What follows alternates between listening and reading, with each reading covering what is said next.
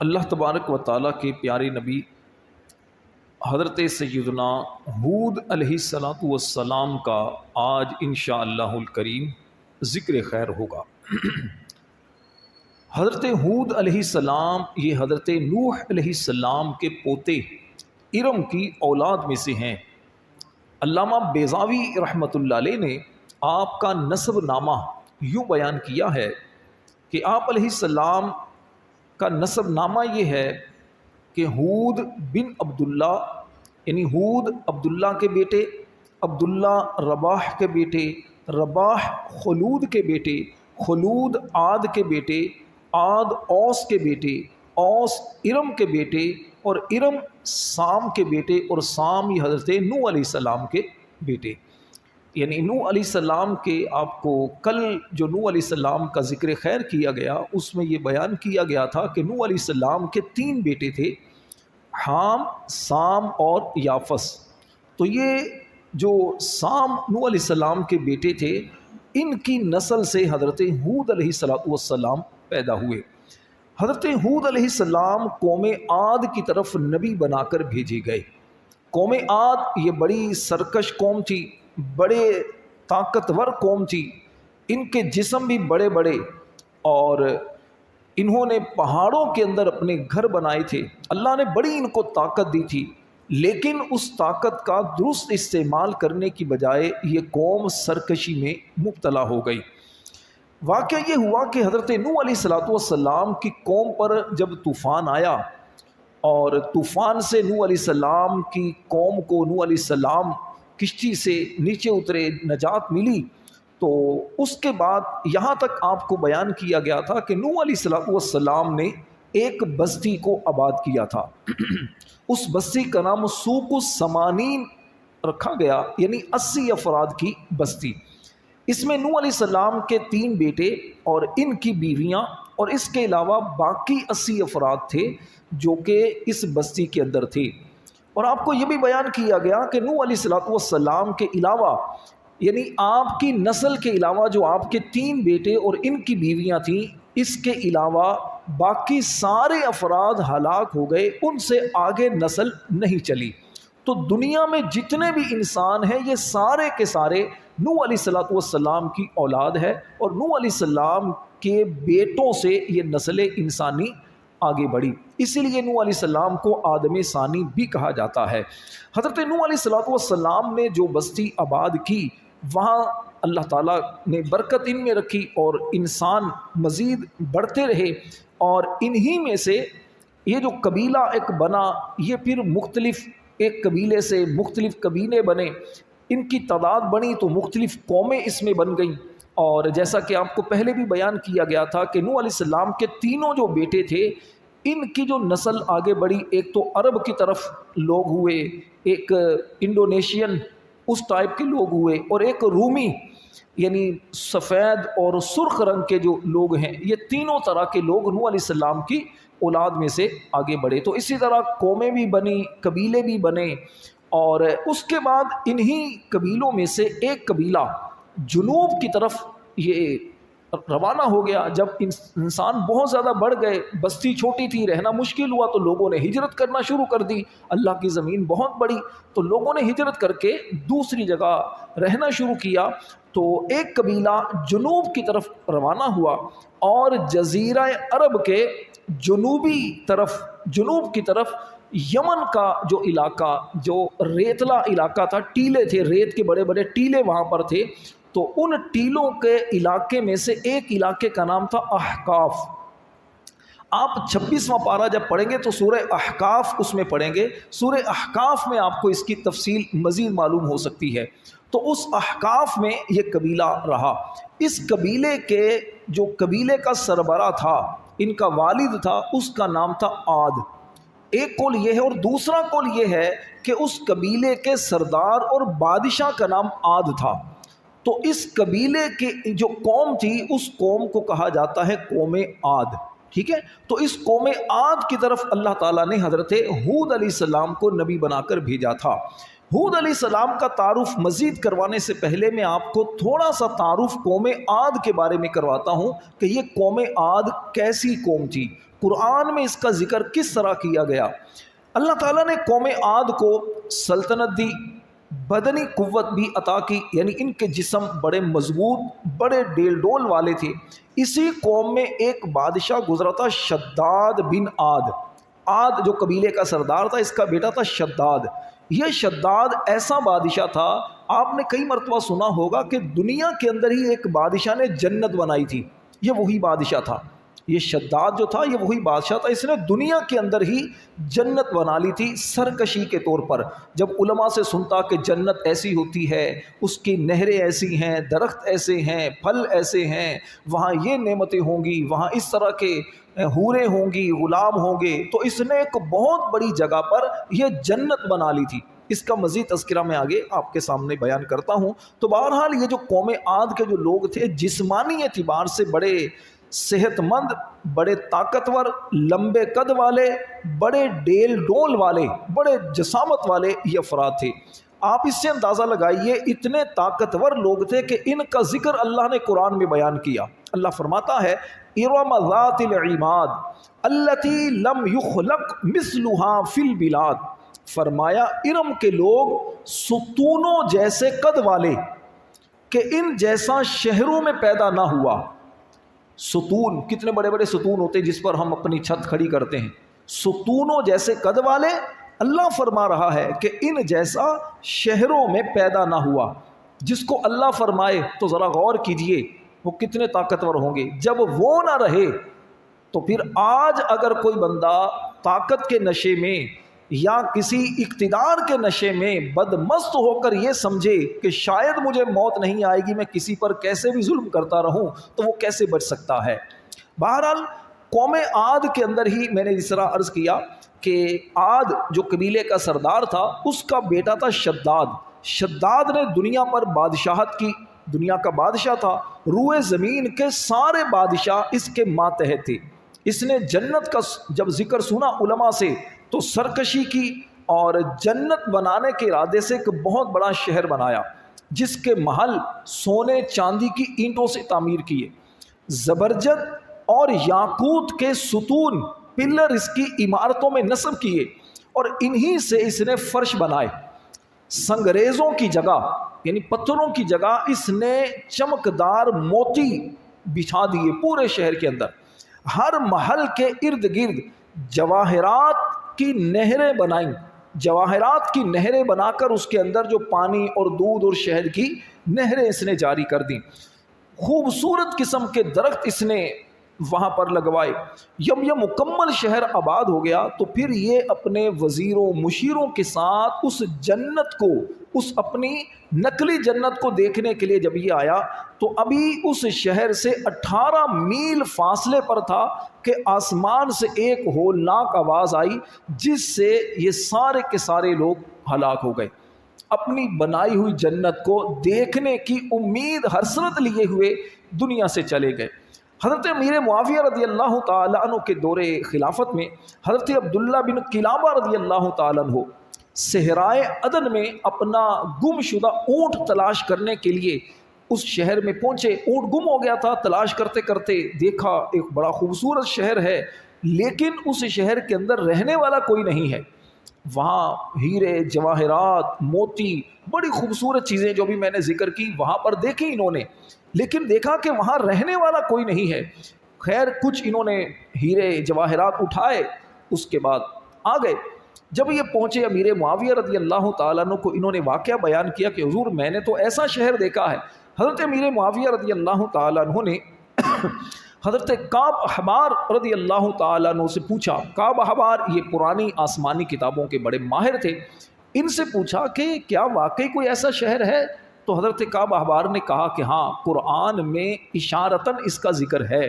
پھر حضرت کعب احبار نے فرمایا کہ ایک شخص اس شہر میں پہنچے گا، اپنا اونٹ تلاش کرتے کرتے اس شہر میں جا پہنچے گا۔ پھر آپ نے اس کی نشانی بتائی، فرمایا کہ سرخ رنگ والا، نیلی آنکھوں والا، چھوٹے قد والا، جس کے ابرو پر ایک تل ہوگا، ایسا شخص وہاں پہنچے گا۔ اور جب حضرت ابو عبداللہ بن قلابہ رضی اللہ تعالیٰ عنہ کو سامنے کیا گیا تو کہا خدا کی قسم یہ وہی شخص ہے۔ فرما دیا کہ یہ شخص پہنچے گا، اور پھر بہرحال اس سے بتانا مقصود یہ ہے کہ دیکھیے شداد نے جنت بنائی، اپنی جنت دیکھے بغیر دنیا سے چلا گیا، اور اس طرح کا شہر ہے، اللہ نے کیسی اس قوم کو خوشحالی بھی عطا کی تھی، نعمتوں کی بہتات، اور بڑی خوشحال زندگی یہ گزار رہے تھے، لیکن اس کے ان نعمتوں پر شکر کرنے کی بجائے یہ لوگ کیا کرتے؟ راستوں میں بیٹھ کر چھیڑخانی کرتے، مذاق مسخری کرتے، زندگی کی موج مستیوں سے لطف اندوز ہونے کے لیے بڑے خوبصورت اور مضبوط محل یہ تیار کرتے۔ ان کا طرز عمل دیکھ کر ایسا لگتا کہ شاید انہوں نے مرنا ہی نہیں ہے، لیکن حقیقت کیا ہے؟ آگاہ اپنی موت سے کوئی بشر نہیں، سامان 100 برس کا پل کی خبر نہیں۔ تو ایسی قوم کی طرف اللہ نے اپنے نبی حضرت ہود علیہ السلام کو بھیجا۔ یاد رکھیے روئے زمین پر 2 عاد نام کی 2 قومیں گزری ہیں، ایک ہے عاد اولا، یہ حضرت ہود علیہ السلام کی قوم تھی، اور دوسری ہے عاد ثانیہ، یہ حضرت صالح علیہ السلام کی قوم تھی، اسی کو قوم سمود بھی کہا جاتا ہے۔ ان دونوں قوموں کے درمیان 100 سال کا فاصلہ ہے، ٹھیک ہے؟ اس کو آپ کبھی تاریخ کا مطالعہ کریں تو آپ کے علم میں ہونا چاہیے کہ ہود علیہ السلام اور صالح علیہ السلام کے درمیان 100 سال کا فاصلہ ہے، اور ہود علیہ السلام کی قوم کو کہتے ہیں عاد اولا یعنی پہلی عاد، اور صالح علیہ السلام کی قوم کو عاد ثانیہ کہا جاتا ہے، اور اسی کو قوم سمود بھی کہتے ہیں۔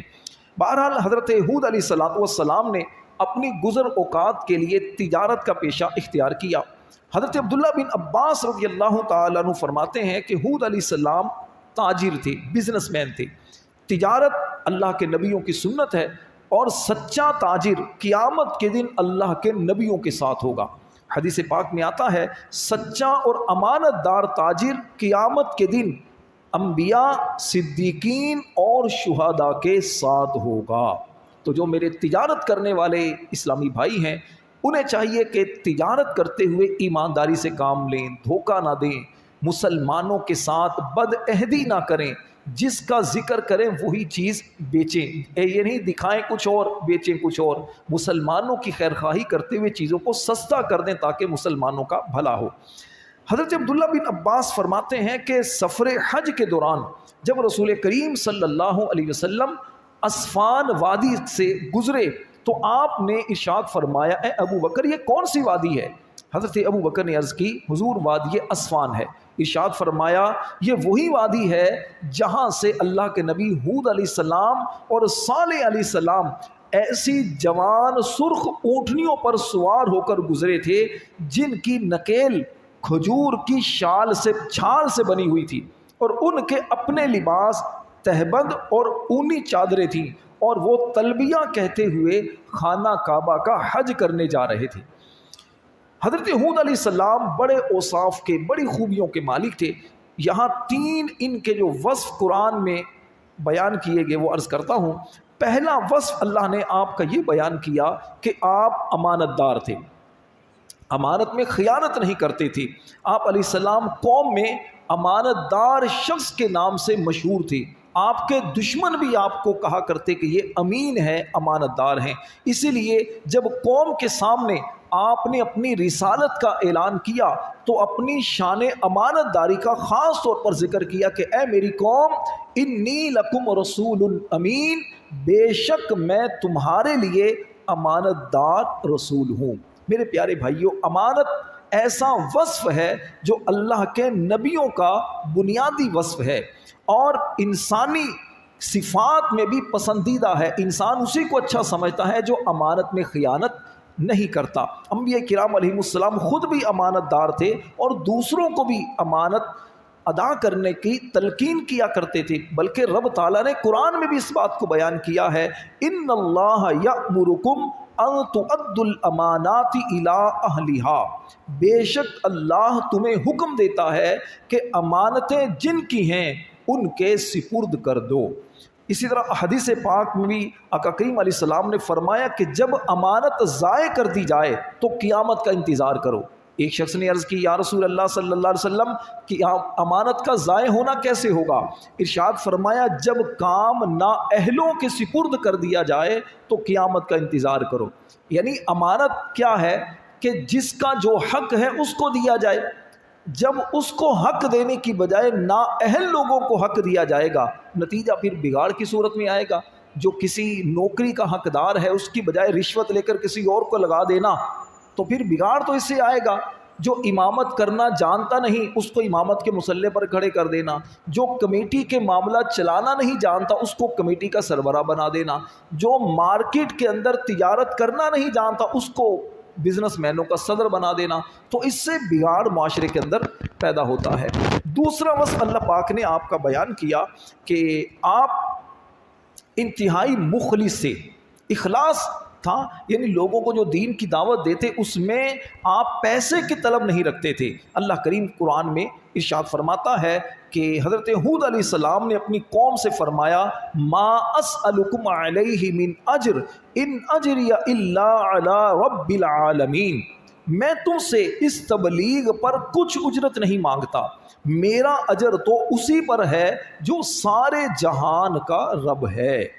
تیسرا وصف اللہ پاک نے آپ کا یہ بیان فرمایا کہ آپ توکل کرنے والے تھے، اللہ کی ذات پر بھروسہ کرنے والے تھے، اور آپ علیہ السلام اپنی طاقتور اور ظالم قوم سے بالکل بھی ڈرتے نہیں تھے، کیونکہ جو اللہ سے ڈرتا ہے، اللہ پر بھروسہ کرتا ہے، تو پھر دنیا والوں سے وہ بندہ بے خوف ہو جاتا ہے۔ اللہ کریم نے قرآن مجید میں ہود علیہ السلام کا قول بیان کیا جو آپ نے اپنی قوم سے مخاطب ہو کر ارشاد فرمایا تھا۔ آپ نے فرمایا انی توکلت علی اللہ ربی و ربکم، میں نے اللہ پر بھروسہ کر لیا ہے جو میرا اور تمہارا رب ہے۔ حضرت ہود علیہ السلام نے قوم کو جو دعوت دی، جو قوم کو تبلیغ کی، اس کے بارے میں تھوڑا سا میں آپ کو مزید عرض کرتا ہوں۔ اللہ کریم قرآن مجید میں فرماتا ہے وَإِلَىٰ عَادٍ أَخَاهُمْ هُودًا، اور قوم عاد کی طرف ان کے ہم قوم ہود کو بھیجا۔ اس کے علاوہ سورہ ہود، سورہ شعراء اور اس کے علاوہ بھی مختلف جگہوں پر حضرت ہود علیہ السلام کا ذکر خیر موجود ہے۔ حضرت ہود علیہ السلام نے قوم عاد کو اللہ تعالیٰ پر ایمان لانے کی دعوت دی کہ ایک اللہ کو مانو، صرف اللہ کی عبادت کرو، اس کے احکام پر عمل کرو، کیونکہ قوم جو تھی وہ بتوں کی پوجا کرنے میں لگی ہوئی تھی، اللہ کی نافرمانی اور سرکشی کے اندر مبتلا تھی۔ ہود علیہ السلام نے جو قوم سے فرمایا، اللہ کریم نے اس کو بیان کیا کہ آپ نے اپنی قوم سے فرمایا یا قوم اعبدوا اللہ ما لکم من الہ غیرہ افلا تتقون۔ ہود نے فرمایا اے میری قوم، اللہ کی عبادت کرو، اس کے سوا تمہارا کوئی معبود نہیں، تو کیا تم ڈرتے نہیں؟ ہود علیہ السلام کی یہ دعوت سن کر قوم کے سرداروں نے آگے کیا جواب دیا؟ قال الملأ الذین کفروا من قومہ انا لنراک فی صفاحۃ وانا لنظنک من الکاذبین۔ اس کی قوم کے کافر سردار بولے بے شک ہم تمہیں بے وقوف سمجھتے ہیں اور بے شک ہم تمہیں جھوٹوں میں سے گمان کرتے ہیں، معاذ اللہ۔ حضرت ہود علیہ السلام نے جب قوم سے یہ سنا تو آپ نے کیا خوبصورت جواب دیا، فرمایا یا قومی لیس بی صفاحۃ ولکنی رسول من رب العالمین۔ فرمایا اے میری قوم، میرے ساتھ بے وقوفی کا کوئی تعلق نہیں، میں تو رب العالمین کا رسول ہوں۔ ابلغکم رسالات ربی وانا لکم ناصح امین، میں تمہیں اپنے رب کے پیغامات پہنچاتا ہوں اور میں تمہارے لیے قابل اعتماد خیر خواہ ہوں، میں تو تمہارا خیر خواہ ہوں، میرا بے وقوفی سے کیا تعلق۔ پھر ہود علیہ السلام نے قوم کو سمجھایا، لیکن بہرحال قوم کسی طرح بھی ماننے کے لیے تیار نہ ہوئی۔ قوم نے آپ کی بات ماننے کی بجائے حضرت ہود علیہ السلام کے خلاف لوگوں کو کرنا شروع کر دیا، لوگوں کو آپ کے خلاف ابھارنا شروع کر دیا کہ کسی طرح ہود علیہ السلام یہ دین کی جو تبلیغ کرتے ہیں اس سے معاذ اللہ یہ اس سے باز آ جائیں۔ لیکن ہود علیہ السلام چونکہ اللہ کا پیغام قوم کی طرف لے کر آئے تھے، اور اللہ کے نبی جو ہیں یہ صرف اللہ سے ڈرتے ہیں، یہ اس کے علاوہ کسی سے بھی نہیں ڈرتے۔ حضرت ہود علیہ السلام نے جب دیکھا کہ قوم جو ہے یہ کسی بھی طرح بات ماننے کے لیے تیار نہیں ہے، تو ہود علیہ السلام نے ان کو فرمایا کہ انی اشہد اللہ واشہدوا انی بریء مما تشرکون، میں اللہ کو گواہ بناتا ہوں اور تم سب بھی گواہ ہو جاؤ کہ میں ان سب سے بیزار ہوں۔ جو تمہارے باطل نظریات ہیں، جو خود ساختہ معبودوں کے بارے میں، بتوں کے بارے میں تمہارے جو غلط چیزیں ہیں، میں ان سے بالکل بیزار ہوں، میرا ان سے کوئی تعلق نہیں جنہیں تم اللہ کے علاوہ پوجتے ہو۔ بلکہ آپ علیہ السلام نے قوم کو مزید بہت ساری چیزوں کے حوالے سے سمجھایا، اور جب آپ نے دیکھا کہ قوم کسی بھی طرح ایمان لانے کے لیے تیار نہیں، صرف چند لوگ آپ کی دعوت پر اسلام قبول کیے اور باقی کفر و شرک اور آپ کی نافرمانی اور اللہ کا انکار کر کے کفر اور شرک کے اندر مبتلا رہے، اور جب آپ کو اپنی قوم کے ایمان لانے کی بالکل بھی امید نہ رہی، تو پھر آپ نے ان کے خلاف اللہ سے دعا کی، اور اللہ تعالیٰ نے آپ کی دعا قبول کرتے ہوئے ان کفار کو عبرتناک انجام کی خبر دے دی، اور آپ کو بتا دیا کہ آپ کی قوم کی اب یہ ہلاک ہونے والی ہے۔ اللہ نے فرمایا، حضرت ہود علیہ السلام نے اللہ سے جب عرض کی، قال رب انصرنی بما کذبون، عرض کی اے میرے رب میری مدد فرما کیونکہ انہوں نے مجھے جھٹلایا ہے۔ قال عما قلیل لیصبحن نادمین، اللہ نے فرمایا تھوڑی دیر میں یہ پچھتانے والے ہو جائیں گے۔ اس سے ایک ہمارے سیکھنے کے لیے تو یہ ہے کہ انسان کو کبھی بھی نیکی کا کام کرنے سے، نیکی کی دعوت دینے سے مایوس نہیں ہونا چاہیے۔ بندے کا کام کیا ہے؟ بندہ سمجھاتا رہے۔ آپ دیکھیے اللہ کے نبی حضرت نوح علیہ السلام، حضرت ہود علیہ السلام یہ نیکی کا حکم دیتے رہے، برائی سے منع کرتے رہے۔ بندے کا کام صرف اتنا ہے، ہدایت دینا، ان کو راہ راست پر لانا۔ یہ بندے کا کام نہیں ہے، یہ اللہ کا کام ہے۔ اللہ کس کو ہدایت عطا کر دے، کس کے دل کو اللہ تعالیٰ دین اسلام کی طرف پھیر دے۔ ہمارا کام کیا ہے؟ صدا لگاتے رہنا۔ جیسے ہم مسجد میں ہوتے ہیں، عصر کی نماز میں آپ دیکھتا ہے اعلان کرتے ہیں جی بیٹھ جائیے، کوئی دین کی بات سیکھ لیں، کچھ بیٹھ جاتے ہیں، اس کے باوجود نہیں بیٹھتے۔ تو ہمارا کام ہے صدا لگانا، زبردستی کسی کا دل ہم بدل نہیں سکتے۔ تو یہ ہم سب کے لیے اس میں سبق ہے۔ بہرحال جب قوم عاد کافی عرصے تک اس دعوت حق کو انہوں نے قبول نہیں کیا، ایمان نہ لے کر آئی، تو اللہ تعالیٰ نے ان کے علاقوں میں بارش روک دی۔ بارش رک گئی، پانی ختم ہو گیا، اب یہ مصیبت میں مبتلا ہو گئے۔ تو پھر ان کو ہود علیہ السلام نے سمجھایا اور توبہ اور استغفار کرنے اور ایمان لانے کی صورت میں ان کو کہا کہ اگر تم ایمان لے آتے ہو، توبہ استغفار کر لیتے تو بارش ہونا شروع ہو جائے گی۔ لیکن یہ قوم تو میں نہ مانوں اسی رٹ پر قائم تھی کہ جناب باقی سب باتیں ٹھیک ہے لیکن ایمان لانے والے نہیں ہیں۔ ترمذی شریف کی حدیث میں جیسا کہ حضرت حارث بن یزید نے نبی کریم علیہ السلام سے قوم عاد کے وفد کا واقعہ بیان کرتے ہوئے عرض کی کہ جب قوم عاد میں قحط سالی نمودار ہوئی، یعنی جب بارش رک گئی، لوگوں کے اندر پانی کی کمی ہو گئی، تو انہوں نے کیل نامی ایک شخص کو قاصد کے طور پر، یعنی اپنا نمائندہ بنا کر خانہ کعبہ کی طرف بھیجا کہ وہاں پر جا کر یہ خانہ کعبہ کے پاس جا کر دعا کرے۔ یہ مکہ مکرمہ کے قریب بکر بن معاویہ کے پاس ٹھہرا۔ بکر نے اسے شراب پلائی اور اس کی باندیوں نے، یہ جو کیل تھا بندہ، اس کے سامنے گانا گایا۔ پھر کیل مہرا کے پہاڑوں کی طرف نکلا اور وہاں جا کر اس نے دعا کی، اے اللہ میں کسی بیمار کی دوا یا کسی قیدی کے فدیے کے لیے نہیں آیا، بس تو اپنے بندے اور اس کی قوم کو بارش کا وہ پانی پلا جو تو اسے پلایا کرتا تھا، اور اس کے ساتھ بکر بن معاویہ کو بھی پلا دے۔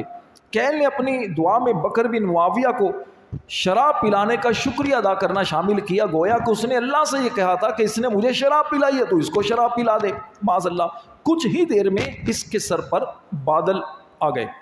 اب ان میں سے اسے کہا گیا کہ ایک بادل چن لو۔ کیل نے ایک سخت سیاہ بادل چن لیا، اس لیے کہ شاید یہ جو بادل ہے کالا بادل ہے، اس میں بہت پانی ہوگا تو میری قوم پر پانی برسے گا۔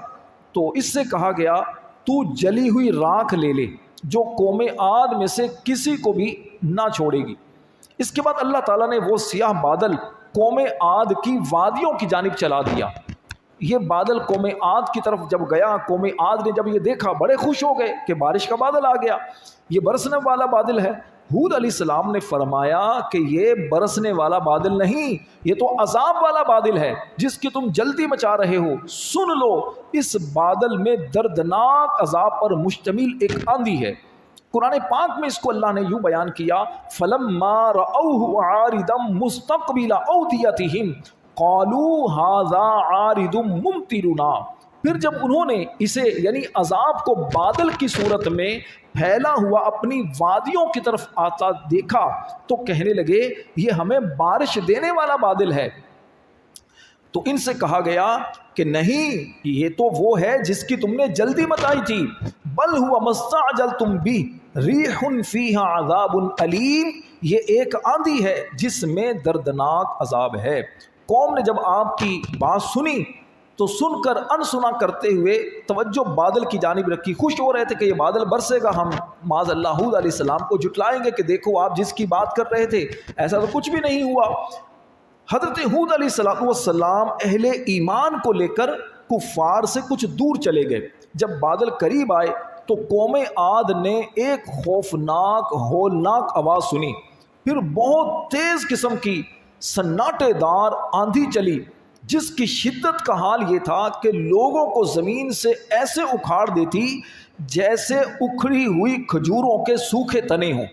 پھر انہیں سر کے بل زمین پر اس طرح مارتی کہ ان کے سر پاش پاش ہو جاتے، سر بالکل ان کے ریزہ ریزہ ہو گئے.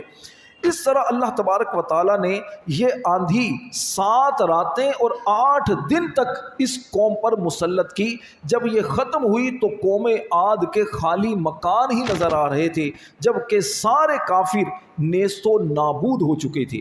تو اس طرح اللہ پاک نے قوم عاد کے جو کافر تھے ان کو ہلاک کیا، اور آپ پر ایمان لانے والے ہود علیہ السلام پر جو ایمان لانے والے تھے اللہ تعالیٰ نے ان سب مسلمانوں کو دنیا کے اس عذاب سے بچایا اور اپنے رحمت اور نبی کی غلامی کے صدقے آخرت میں بھی انشاءاللہ عذاب سے محفوظ رکھے گا. اللہ کریم نے قرآن میں اس بات کو یوں بیان کیا، فَأَنْجَيْنَاهُ وَالَّذِينَ مَعَهُ بِرَحْمَةٍ مِّنَّا وَقَطَعْنَا دَابِرَ الَّذِينَ كَذَّبُوا بِآيَاتِنَا وَمَا كَانُوا مُؤْمِنِينَ. تو ہم نے اسے اور اس کے ساتھیوں کو اپنی رحمت کے ساتھ نجات دی، اور جو ہماری آیتیں جھٹلاتے تھے ان کی جڑ کاٹ دی اور وہ ایمان والے نہ تھے. تو بہرحال میرے پیارے نمازی بھائیوں، اللہ تبارک و تعالیٰ نے قوم عاد کے جو کافر تھے ان کو ہلاک کیا، اور جو ایمان والے تھے ان کو اللہ تعالیٰ نے نجات عطا فرمائی. کافروں کی ہلاکت کے بعد حضرت ہود علیہ السلام اپنے ساتھ جو ایمان والے مسلمان تھے ان کو لے کر مکہ مکرمہ میں آئے، اور پھر آخری عمر تک مکہ مکرمہ میں اللہ تعالیٰ کی عبادت کرتے رہے.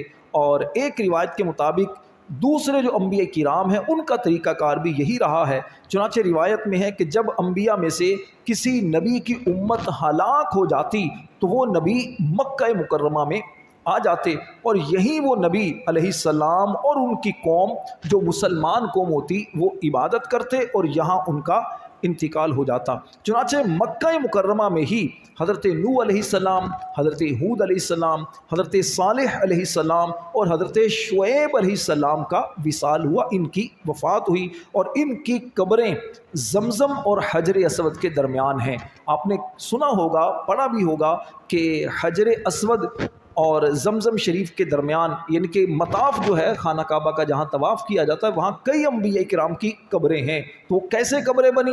اس کی وجہ یہی کہ اللہ کے جو نبی تھے وہ وہاں پر آ جایا کرتے تھے. حضرت علی المرتضیٰ رضی اللہ تعالی عنہ کی ایک روایت کے مطابق یمن کے شہر حضرموت میں حضرت ہود علیہ السلام کی قبر ہے. حدیث پاک میں بھی حضرت ہود علیہ السلام کا ذکر خیر کیا گیا اور مختلف آپ کے اوصاف اور آپ کی قوم کے جو حالات اس کو بیان کیا گیا ہے. اللہ تعالیٰ سے دعا کرتے ہیں رب کریم حضرت ہود علیہ السلام کا فیضان ہم سب کو نصیب فرمائے. آمین بجاہ النبی الامین صلی اللہ علیہ وسلم.